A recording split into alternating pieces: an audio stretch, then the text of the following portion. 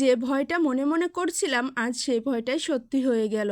সকালে পানি আনতে যেয়ে দেখি চাচি শাশুড়ির মুরগিগুলো মারা গেছে। ভাবলাম আমার মুরগিগুলোর কি অবস্থা হয়েছে আল্লাহই জানে। মুরগিগুলো মরা দেখে বুকটা ধক করে উঠলো, কারণ আমি জানি এটা সেই অসুখ যে অসুখ একবার গ্রামে ঢুকলে আর রেহাই নাই। আগেকার দিনে যেমন কলেরা আসলে পুরো গ্রাম খালি করে যেত, তেমনি এই মুরগির রোগ একবার শুরু হলে একটা একটা করে সব শেষ করে দেয়, কারো ঘরেও একটা মুরগি বাঁচে না। আমি তো তখনই ভয় পেয়ে গেলাম, মনে মনে ভাবলাম না জানি আমার মুরগিগুলো বাঁচবে কিনা। তাই তাড়াতাড়ি করে সব মুরগিগুলো পলতে ধরে রাখার জন্য বাড়ি চলে আসলাম। আর পলো বের করে যখন মুরগিগুলো একটা একটা করে বের করতে লাগলাম, ভাবলাম মনে হয় আমার মুরগিগুলো এই যাত্রায় রক্ষা পেয়েছে। কিন্তু এ কি হলো, যখন মুরগিগুলো বের করা শেষ হলো দেখো আমার দুটো মুরগির বাচ্চা মরে পড়ে আছে।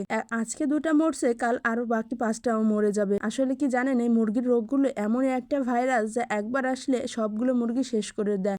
রোগ এসে এসে প্রতি বছর মুরগিগুলো সব মরে যায়। আসলে দুই একটা টাকা যে এখান থেকে আয় করব সে উপায়টা নেই। মাঝে মাঝে তো একটা ডিম খাওয়া হয়, তার বেশি আর কিছুই হয় না। এই মুরগিগুলোর জন্য যে কতটা পরিশ্রম করতে হয়, আসলে কখনো বেড়াবার যাওয়া হয় না এই মুরগিগুলোর জন্য। এই মুরগিগুলোর জন্য অনেক কিছু ত্যাগ করতে হয়, তারপর ওই মুরগিগুলো মরে যায় যখন, তখন খুব কষ্ট লাগে। আর এটা বুঝতে পারে গ্রামের যে মহিলারা এই মুরগিগুলো পালে, তারাই বুঝতে পারে এই মুরগিগুলো যখন মারা যায় তখন কেমন লাগে। মুরগিগুলোকে একদম সন্তানের মতোই পালন করা হয়। যখন ওরা মারা যায় তখন মনে হয় যেন একটা সন্তানে আমাদের ছেড়ে চলে গেল। সত্যি কথা বলতে কি, এই ছোট ছোট প্রাণগুলোর জন্য বুকটা এমন ভাবে কাঁদে যেন নিজের কিছুই হারিয়েছি। যতই এরা মুরগি হোক না কেন, মনে হয় নিজের আপন জনই এদের হারিয়েছি। আর এই মুরগি বাচ্চাগুলো শীতের সময় উঠছিল, অনেক কষ্ট করেই বড় করছি, আর এখন মুরগির বাচ্চাগুলোর চোখে বসন্ত উঠে উঠে মরে যাচ্ছে। কি যে কষ্ট লাগছে, জানি না এর শেষ কবে হবে।